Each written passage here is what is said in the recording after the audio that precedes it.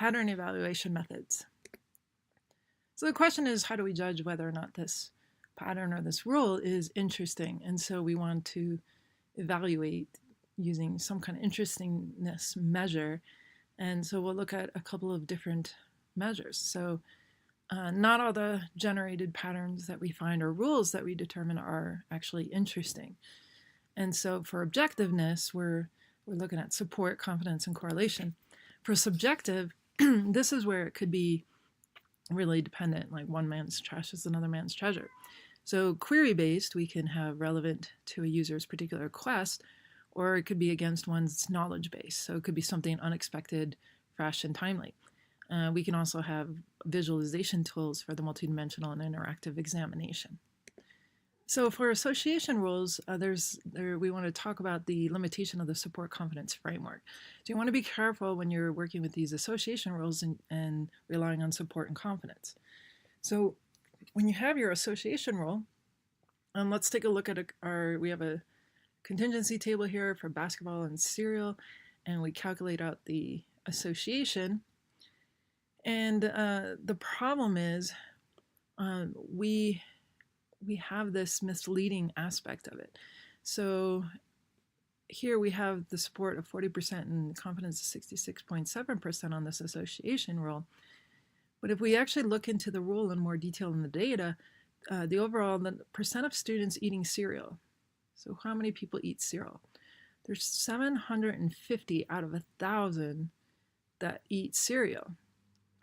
And so there's this highly likelihood that someone eats cereal. It's 75%. And so this isn't the best rule to rely on, given that we have such a high number of people eating cereal. 75% are going to eat cereal regardless. And so we could say that there may be a more interesting rule, such as play basketball with the not eat cereal, because not eat cereal is a little bit more rare. So depending on our minimum support and minimum confidence to measure the significance of this pattern, a higher support might be likely to be a higher support more likely to be significantly frequent. So with this higher confidence, if I see A, then the probability of seeing B, a stronger rule.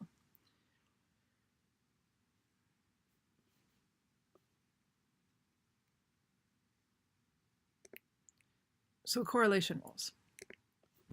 So when we look at our correlation, we can have positive correlation, negative correlation, or no correlation. And this is based on the points and seeing in this first one, the points are very close to the line and that's going up. So we have a positive correlation between these two variables. As the variable on the x-axis goes up, so does the variable on the y. Negative correlation going a downward trend. And then this third one example has no correlation between the two variables. All right, so with our correlation rules, instead of relying on the support and confidence, we also can look at the correlation, and we'll look at a couple measures for correlation. First one we'll talk about is the lift. So with lift, we want to determine, first of all, if those two attributes are independent. Those two attributes do not impact each other, or negative or positive correlation. So negative correlation, as one variable increases, the other one decreases. And then positive correlation, as one increases, the other one increases. So for example, if you're more likely to buy 2% or skim milk, and then if you're more likely to buy that and maybe positively correlate it with you also perhaps buying more vegetables or not, perhaps being vegan or vegetarian and not eating meat. So you might find something like that.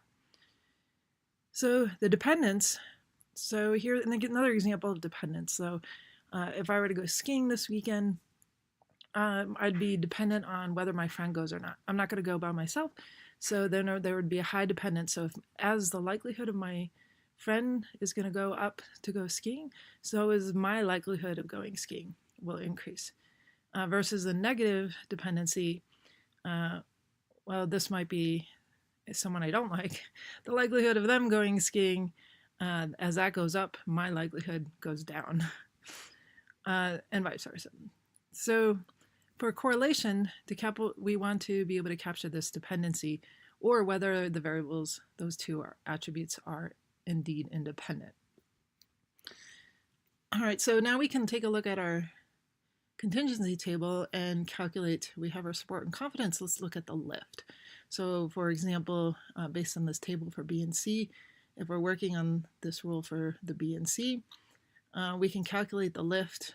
You take the 400 where B and C over 1,000 total population, and that goes divided by the 600, which is all the B's out of 1,000, times 750, which is all the C's in the population, divided by 1,000. And then you can calculate between those, the B and the C. And we get a 0.89, so as we saw on this previously slide, since it's less than 1, we would say that is negatively correlated. We can do the same for B and not C. We get a value above the value of 1, so it's positively correlated. So here's another quick example, just doing lift. You can practice this out with the tea, not tea, coffee, and not coffee. So our association rule is with the tea and coffee. And we calculated our support. We have 150 with the tea and coffee out of 1,000 total. So we have a 15%. For our confidence, we have the 150 out of the total 200 for the tea. That's 75%. And then when we calculate the lift, we have the 150 out of 1,000 divided by the 200 out of 1,000 times the 900 out of 1,000. And we get 0.833. And since that's less than 1, we know it's negatively correlated. All right, so chi-square correlations. So another measure for testing correlated events to see if two variables are correlated, we can use the chi-square. So we've already covered chi-square and how to calculate the expected values. So you can review that if you need to. Let's take a look at this with respect to the interestingness measure and the correlation between them. So with chi-square, if the value comes out to be 0 or around 0, the two variables are independent of each other. And if it's greater than 0, it's correlated, and then what we have to do is figure out whether it's positive or negative or not. And when we look at chi-square analysis between two variables, if you recall looking up the statistics table, anything above 10 tends to be significant for using that threshold of 0.001. So in this table here, if we calculate out the chi-square, and we end up with 55.56, so that would be, we would see it is above 10, so we do see it is correlated, and then to figure out positively or negatively, we're going to compare the expected value with the observed value. And so we can see here that it is negatively correlated. And so this also is more telling than the support confidence framework as well. So if we compare these two measures, the lift and the chi-square, let's do the lift example, and we'll do chi-square on the same example with cereal and the basketball. So we have our lift formula up at the top. We have the lift for B and C. We have the 0.89. And so we have, this is less than 1, so it's negatively correlated. And the B not C was 1.33. So it's positively correlated because it's greater than 1. And if we look at the chi-square, and I have the expected formula from previously talked about here for calculating out the expected values as well. We can calculate the expected value for CB, cereal, and basketball at 2250, and then to go through the chi-square calculation. So we get the 227, which is correlated is greater than 10, and then we look for positive or negative when we see negative correlation here. So other correlations, so there are some other formulas in here, and we're not going to go into detail. The textbook covers a few more of these measurements, and correlation analysis is fairly important, and it's used quite often. And there's different ways to interpret these results. So given the different measures, there are certain key points to consider. And so just like looking at support and confidence is not all that telling, and there could be misleading. And so we looked at chi-square and lift. Some of these other measures are also useful too, because you can run into a problem with the null transaction, for example. So in this example with the null transaction concept, here we're dealing with, like, let's say we're dealing with Amazon data, and if you were literally keeping track of, out of 100,000 items that they sell, each transaction, what did they purchase?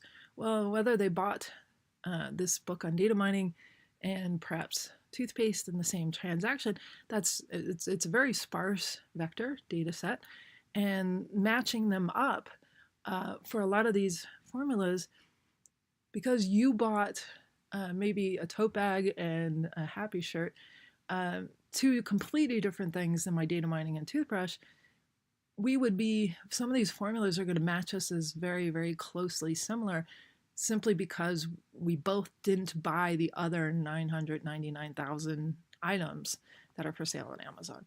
And so that can really skew the data set with the null transactions. So it goes back to really understanding your data from chapter 2, making sure you understand your data and what you're working with. And then if you have these high number of null transactions, then you have to reconsider, well, what formulas should you be working with? So there's the imbalance ratio is one formula where one attribute value is significantly skewed. And so their textbook has more details on that. And the null and variance in more detail. Here, the Lifton chi-square, the question is, are they always good measures? Well, when you have this high level of null transactions, what happens? And we end up with kind of misleading results where there's just too many null transactions, and it skews our results. So some of the other measures are good for this null and variance situation. And so chi-square and lift are not null and variant, so these are not the formulas you'd really want to rely on if you have this high level number of null transactions or null values. So these are the other formulas, and again, the book goes into more detail, but it's definitely worth being aware of this null and variant concept and how that can skew your results. So here's another example just with the null and variant. And you can see in the data set the milk and coffee, not milk, coffee, milk, not coffee, and then not milk, not coffee in the transaction. And so the values, this just shows you a variety of values in the powers of 10, and just how big 100,000 for these is quite large, and how that can affect the results. And then comparing that with the null and variant measures. So these 5, the Jaccard, cosine, calc, these 5 are the null and variant values, and so you can compare what they come up with, as well as sometimes the disagreement on some of the cases. So overall, the null value cases are predominant in a lot of the data sets, and so you'll see this in a lot of different sample data sets depending on what question you're asking. This can be very common. So the null and variance is an important property to be aware of, and to understand the formulas that you're using, whether it's going to work well on your data set.